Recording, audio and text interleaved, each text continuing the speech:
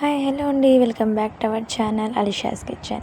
ఈరోజు tomato curry చేస్తున్నామండి. Egg boil చేసి అందుకోసం 2 ఉల్లిపాయలు తీసుకున్నాను, 4 పచ్చిమిరపకాయలు తీసుకున్నాను.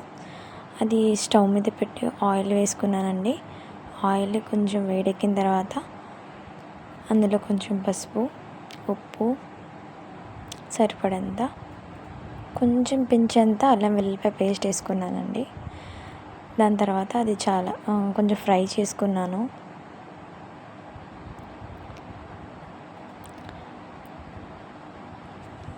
ఉల్లిపాయలు మగ్గాయండి. ఇప్పుడు ఇందులో టమాటాస్ వేసుకుందాం.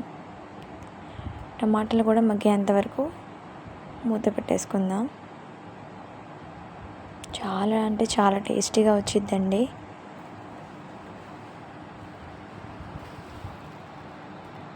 ఎగ్ బాయిల్ చేసుకొని వేసుకున్నానండి నేను టమాటా కర్రీలా చేసుకొని. కొంచెం మగ్గాయి కదండి, ఇంకొంచెం మగ్గడానికి ఉంచుదాం.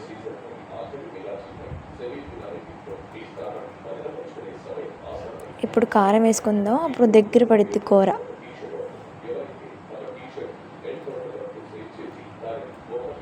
నేనైతే 2 స్పూన్స్ వేసుకున్నాను, మీకు రుచికి తగ్గట్టుగా వేసుకోండి.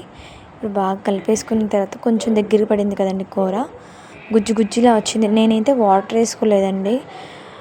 చాలా దగ్గరగా, అంటే ఇంత అన్నంలో చాలా ఎక్కువ, ఇంత కొంచెం కూరలో ఎక్కువ అన్నం తినొచ్చండి.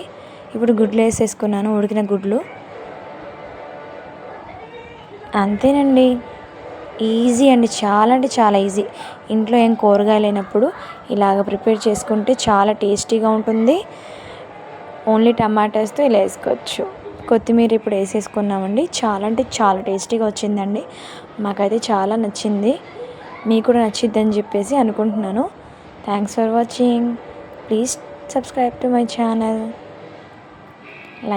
లైక్ చేసి కామెంట్ చేయండి. మీరు కూడా ట్రై చేయండి గాయస్.